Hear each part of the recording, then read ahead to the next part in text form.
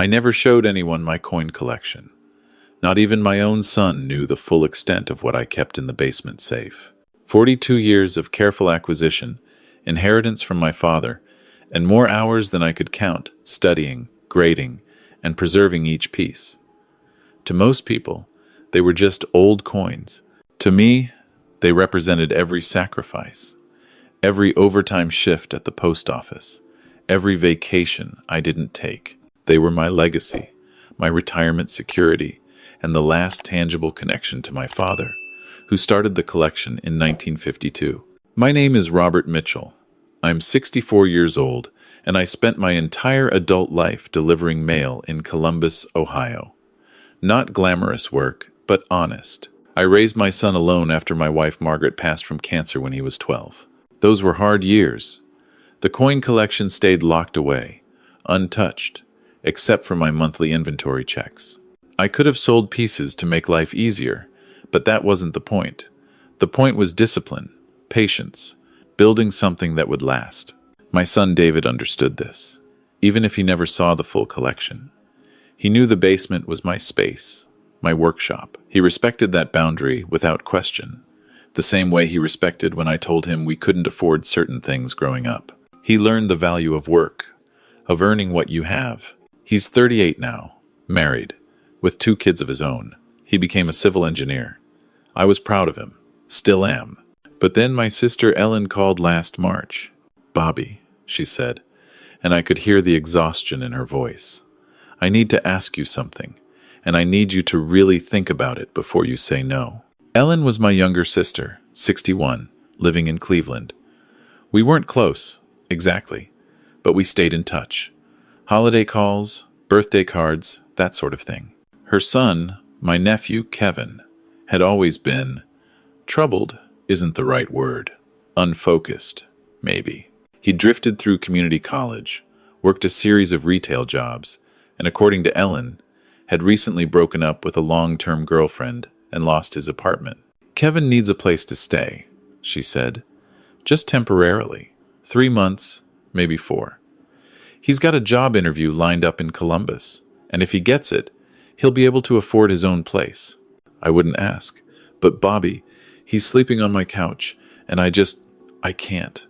My back can't handle the stress, and Frank and I are already— "It's fine," I said. "He can use the guest room." I could hear her relief through the phone.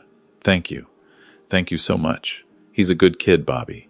He just needs a fresh start."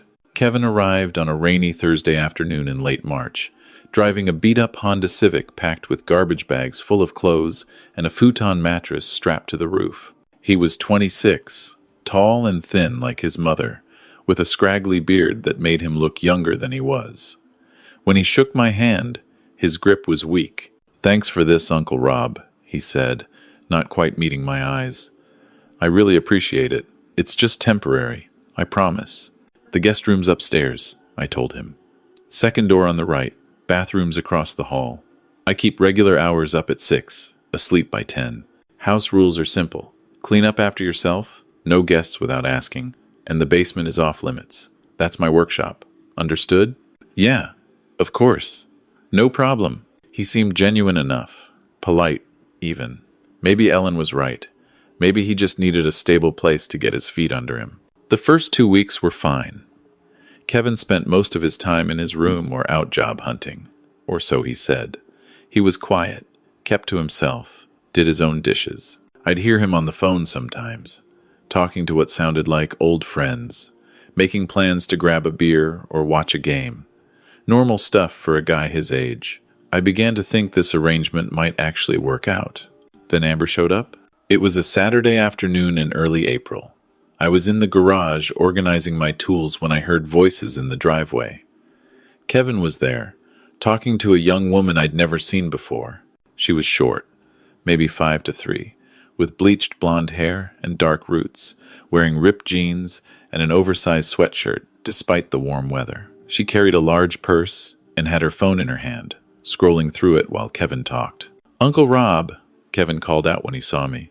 "This is Amber, my girlfriend. We got back together." Amber looked up from her phone and gave me a practiced smile. "Hi, Mr. Mitchell. It's so nice to meet you. Kevin's told me so much about you." I doubted that, but I nodded. "Welcome." "I was just showing her around," Kevin said, a little too quickly. "Is it okay if she comes in for a bit?" House rules were house rules. "Sure, just keep it to the common areas."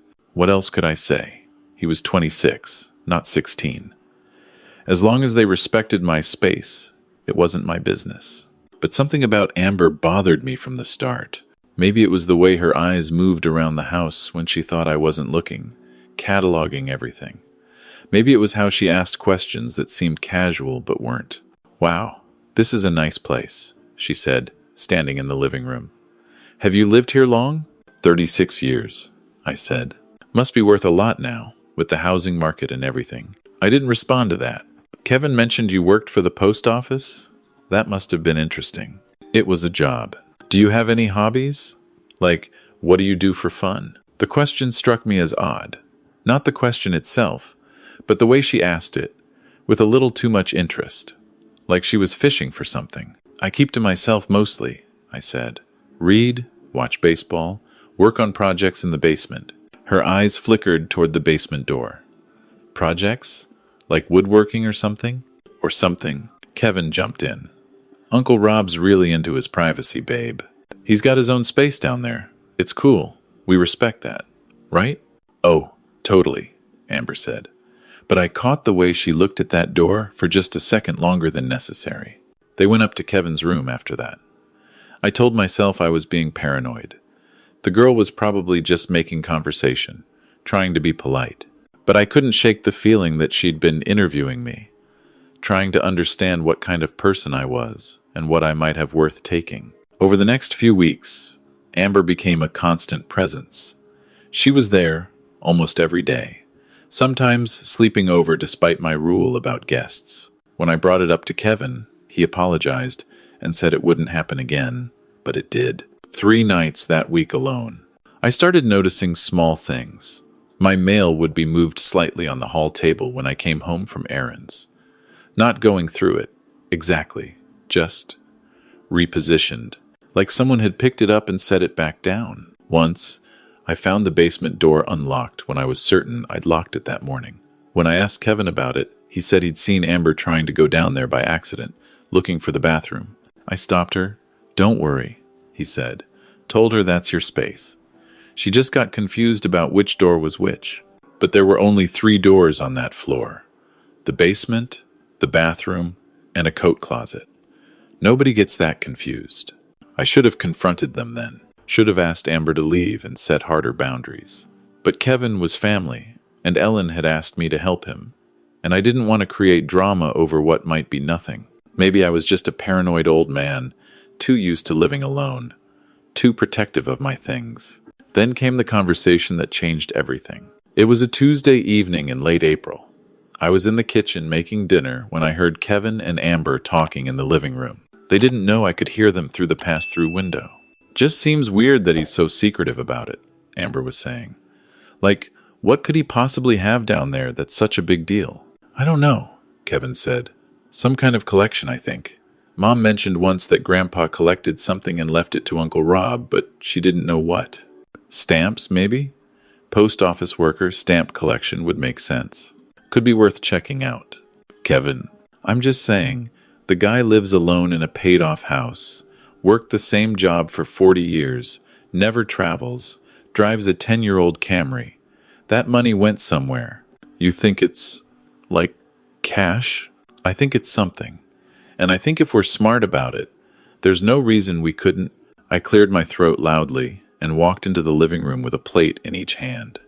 They jumped apart like teenagers caught kissing. "Dinner's ready if you're hungry," I said, keeping my voice neutral. "Made extra." "Oh, thanks," Kevin said. "We actually just ate." I nodded and went back to the kitchen, but my heart was pounding. I sat at the table alone, staring at my meatloaf without eating, replaying the conversation in my head. Maybe I'd misunderstood. Maybe they were just curious, the way anyone would be about a locked room in a house where they were staying. But I knew better. I'd seen too much in 64 years to dismiss that instinct. Kevin and Amber weren't just curious. They were planning something.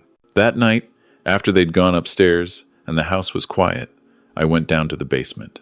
The safe was still locked, exactly as I'd left it. The coins were still there, organized in their albums and protective cases, each one cataloged and graded. I pulled out the 1909S VDB penny, one of the crown jewels of the collection, and held it under the lamp. Near mint condition, graded MS 65, worth $38,000 on its own, according to the last appraisal I'd had done 3 years ago. Then there was the 1916D Mercury dime, the 1932D Washington quarter, the complete set of Walking Liberty $50, all high-grade specimens. The entire collection had been appraised at $380,000 in 2023. It might be worth more now. I put everything back carefully, locked the safe, and sat on the old couch I kept down there. The same couch where my father used to sit, teaching me about coins when I was Kevin's age, showing me how to identify mint marks, how to grade condition, how to tell a valuable error from common wear. Those lessons weren't just about coins. They were about patience, attention to detail, the satisfaction of expertise earned through years of study. I'd planned to pass this knowledge to David someday, maybe to my grandchildren, but first, I had to protect it. The next morning, I drove to an electronics store in a strip mall 30 minutes from my house. I paid cash for 2 wireless security cameras, the kind that record to a cloud service and send alerts to your phone. The teenager working the counter tried to upsell me on a fancy system with professional installation, but I didn't need that. I just needed to see who was coming and going in my basement. I spent that afternoon installing them while Kevin was out at what he said was a job interview. One camera I positioned in the corner of the basement, angled to capture the safe and the stairs. The other I put in the hallway at the top of the basement stairs, disguised inside an old smoke detector housing. It had a perfect view of the basement door. When I was finished, I tested both cameras on my phone. Clear picture, good night vision, motion-activated recording. If anyone went near that basement, I'd know. I felt slightly guilty about the surveillance. Kevin was family, after all. But I kept thinking about what I'd overheard, and the guilt faded. Trust, but verify. That's what my father always said. For the next 2 weeks, nothing happened. Kevin went on more job interviews, or so he claimed. Amber was around less, which I took as a good sign. Maybe they'd dropped whatever plan they'd been considering. Maybe Kevin had grown a conscience. Then, on a Wednesday night in early May, my phone buzzed with a motion alert at 2:47 a.m. I was instantly awake, reaching for my phone on the nightstand. The camera feed showed Kevin, illuminated by the basement's motion sensor lights, standing in front of my safe. He was wearing sweatpants and a t-shirt, and he was holding a piece of paper looked like he was trying different combinations on the safe's electronic lock. I watched, barely breathing, as he tried number after number. The safe beeped with each failed attempt. After maybe 20 tries, he gave up and looked around the basement, clearly frustrated. He checked the camera I'd installed. I saw him look right at it, but apparently, he couldn't tell it was recording. It was too small, too well hidden in the clutter of the corner. He went back upstairs.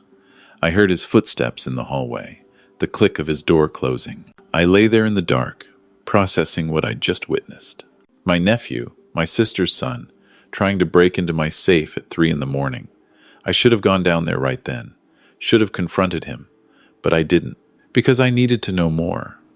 I needed to see the full picture. 2 nights later, at 3:14 a.m., another alert. This time, it was both of them. Kevin was back at the safe, while Amber used her phone flashlight to search through the boxes and shelves around it. I could hear them, faintly, through the camera's audio feed. Maybe the combination's written down somewhere, Amber whispered. I've looked everywhere. He doesn't keep anything like that lying around. What about bank records? Safety deposit box key? Nothing. The guy's paranoid. Well, we need to figure this out soon. The landlord accepted our application, but we need first, last, and deposit by the 15th. That's $3,200. I know. Your interview last week? Did they call back? Not yet. Kevin, I'm trying. Okay? It's not like good jobs grow on trees. Your mom said your grandfather collected something valuable, right? That's probably what's in the safe. Probably. So, we just need to get it open, take a few pieces, sell them, and we're good. Your uncle will never even notice if he's got a whole collection. My hands were shaking as I watched them. Amber was doing most of the talking, I noticed. Kevin was following her lead, looking uncomfortable, but not objecting. They gave up after 20 minutes and went back upstairs. I saved the recording and lay back down, staring at the ceiling. By morning, I knew what I had to do. The next day was a Friday. I waited until Kevin left for another supposed interview, then I called Ellen. "Bobby?" She sounded surprised. "Is everything okay? I need to ask you something, and I need the truth. When Kevin was a teenager, did he ever get in trouble for stealing?" Silence on the other end. "Then, why are you asking?" "Ellen, there was one incident. He took money from my purse a few times, and there was a thing at school. Something went missing from another student's locker, but it was never proven. And he was going through a hard time with the divorce and everything. Did he ever get help for it? He was a kid, Bobby. He made mistakes. He's not a kid anymore. And I think he's making the same mistakes." I told her everything. The overheard conversation, the attempted break-ins, the recordings. Ellen was silent for a long time. "What do you want me to do?" she finally asked, her voice small. "I want you to talk to him. Tell him I know. Tell him he needs to make a choice. He can come clean to me directly, or I can go to the police with this footage.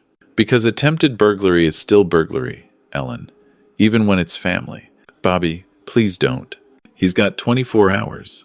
After that, I make the decision for him." I hung up, feeling sick but resolute. This was the right thing to do. The hard thing, but the right thing. Ellen must have called Kevin immediately, because he came home 2 hours later, alone, looking pale. He found me in the living room. "Can we talk?" he said. I gestured to the chair across from me. He sat, hands clasped between his knees, not meeting my eyes. "Mom called," he said. "She told me, you know." "I do. I'm sorry." "Are you? Or are you sorry you got caught?" He flinched. I know how it looks. Tell me how it is, then, because from where I'm sitting, my nephew has been trying to rob me for the past 2 weeks. It was Amber's idea. She's been on me about money, about getting our own place, and I've been trying to find work, but nothing's coming through. And she started saying, I don't care what she started saying. "You're a grown man. You made your own choices." He nodded, miserable. "I know. I didn't know what to do. I felt stuck." "Did you ever think to ask me for help? To tell me you were struggling?" "I couldn't. You already did so much, letting me stay here. And I know you and Mom don't have a lot. And I thought if you had something valuable, if you were never going to use it anyway, then maybe it wouldn't matter if a couple pieces went missing."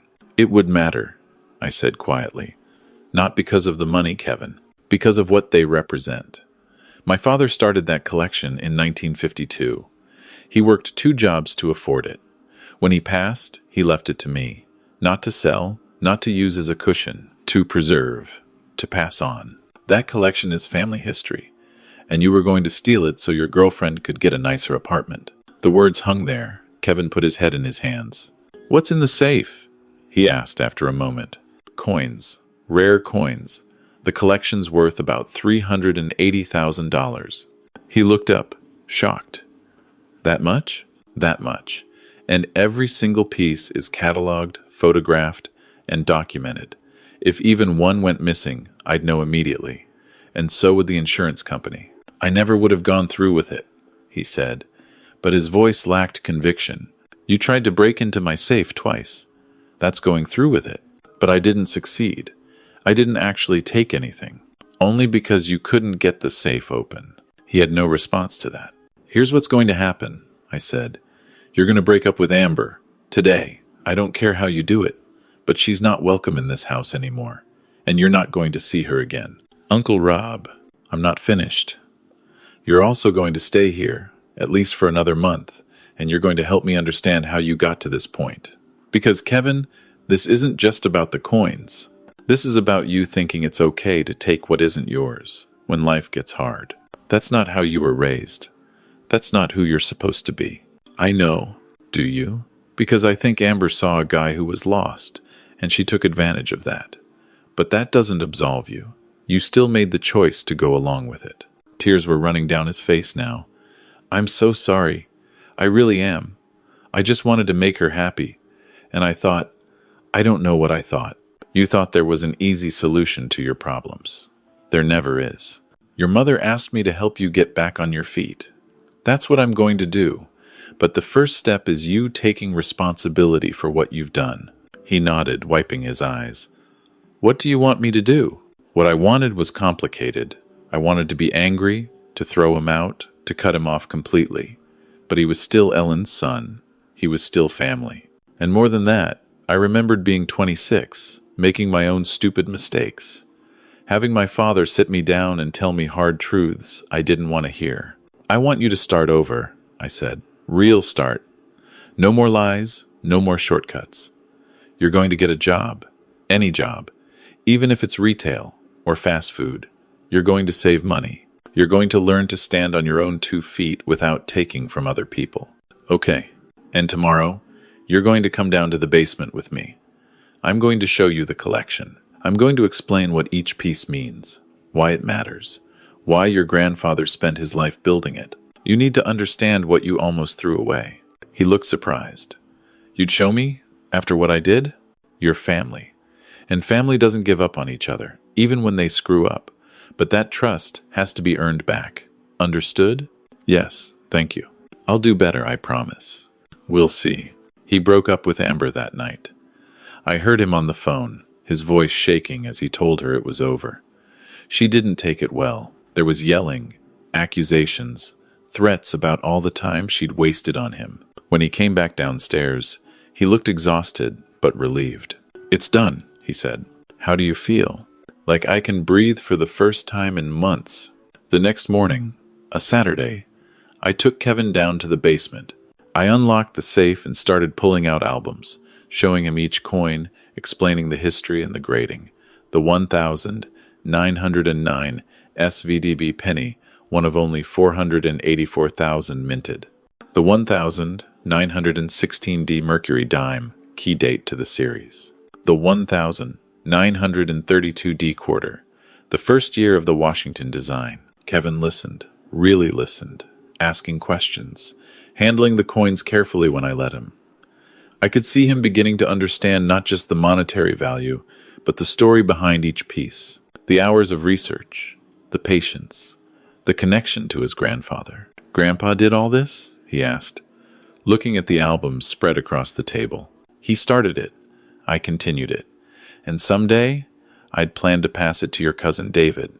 But maybe, if you prove you can be trusted, there'll be a piece or two for you as well. His eyes widened. Really? Maybe. You've got a long way to go first. Over the following weeks, Kevin got a job at a local hardware store.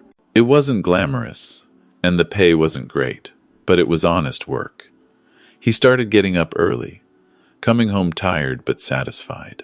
He saved money, paid me a modest rent, even though I told him it wasn't necessary. He spent his evenings researching coins online, learning about the hobby that his grandfather and I had shared. One night in late June, about 6 weeks after the confrontation, Kevin came down to the basement where I was reorganizing some of the albums. Can I ask you something? He said. Sure. Why didn't you just throw me out? Or turn me over to the police? You had every right. I considered the question. Because you're family. And because I remembered what it was like to be your age, to feel lost, to make bad choices, because you didn't see any good ones. Your grandfather didn't give up on me when I screwed up. I'm not going to give up on you. What did you do? That's a story for another time. Point is, everyone deserves a second chance. But only one. You understand that? I do. Good. In July, Kevin moved out into his own apartment. A modest, 1-bedroom he could afford on his hardware store salary.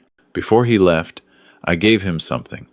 A 1,964D Kennedy, $50, uncirculated, in its original mint packaging. This was one of the first coins I ever collected myself. I told him. Your grandfather gave it to me when I was about your age. It's not the most valuable piece, but it means something. Keep it. Let it remind you that value isn't always about money. He took it carefully, holding it up to the light. I'll take care of it. I know you will. The cameras are still there, still recording. I check them occasionally, more out of habit than suspicion now. The basement door stays locked, the safe secure. But now, on Sunday afternoons, Kevin comes over and we go through a few pieces together. I teach him what I know, the way my father taught me. He's learning about mint marks and grading standards, about the history behind each coin, about the patience it takes to build something worthwhile. Last month, he brought his new girlfriend to meet me. Her name is Jessica. She's a nurse at Riverside Methodist, polite and genuine, and when she saw the house, she didn't ask about property values or what I kept in the basement. She asked about the photos on the wall, about my wife, about my years working for the post office. After dinner, she helped with the dishes without being asked. She's nice, I told Kevin after she'd gone home. She is, he said, smiling in a way I hadn't seen before. She's really nice. Take your time with this one. I will. I think he means it. Ellen called last week to thank me, her voice thick with emotion. I don't know what you did, she said, but Kevin's different. He's better, more focused. I just showed him what he could have lost, I said. Sometimes that's all it takes. Sometimes I think about what would have happened if I hadn't installed those cameras, if I'd trusted blindly instead of verifying. Kevin might have succeeded in opening the safe. He might have taken a few coins, sold them, used the money to keep Amber happy for a few more months. And then what? More stealing, more lies, until eventually he got caught doing something I couldn't protect him from. The cameras weren't about catching him. They were about protecting him from himself. The collection is still there, still secure, still growing. Last month I added a 1,943S bronze penny, an error coin that should have been steel but was struck on a bronze planchette by mistake. It cost me $8,000, a significant investment. But that's what this is about. Investment. Not just in coins, but in legacy, in family, in the lessons that get passed down through generations. Kevin's learning that now. He's saving up for his first real purchase, a 1,964 silver-proof set in original packaging. It's not expensive, maybe $150, but it's his, earned with his own money, chosen because he's studied and learned and made an informed decision. That's worth more than any coin in my collection. The workshop is still my space. The basement door still stays locked. But now, when Kevin visits, I unlock it without hesitation. He's earned that trust back, one honest day at a time. My father used to say that the best inheritance you can leave someone isn't money or possessions. It's character, the strength to do what's right even when it's hard, the wisdom to learn from mistakes instead of repeating them, the patience to build something that lasts. Kevin almost lost all of that for $3,200 and a girl who didn't deserve him. But he didn't. He chose differently when it mattered. And now, when I show him the collection, I'm not just showing him coins. I'm showing him what he protected when he made that choice. The cameras still record. The safe stays locked. But now, I'm not protecting the collection from Kevin. I'm protecting it for him, for David, for the grandchildren who might someday sit where he sits, learning about their great-grandfather's passion and the legacy he left behind. That's what family does. We protect each other, we teach each other, and when someone stumbles, we help them find their way back. Not with blind trust, but with wisdom. Not with easy forgiveness, but with earned redemption. The coins will still be here in 50 years, carefully preserved and cataloged. But more important than the coins is the lesson they represent. That some things are worth more than their price tag, and the people we love are worth fighting for. Even when they've given us every reason to walk away. Trust, but verify. Protect, but don't reject. Give second chances, but make them count. That's what the cameras taught me. That's what I taught Kevin. And that's what he'll teach his own children someday, when he shows them that 1,964 Kennedy half dollar and tells them the story of how his uncle helped him find his way home.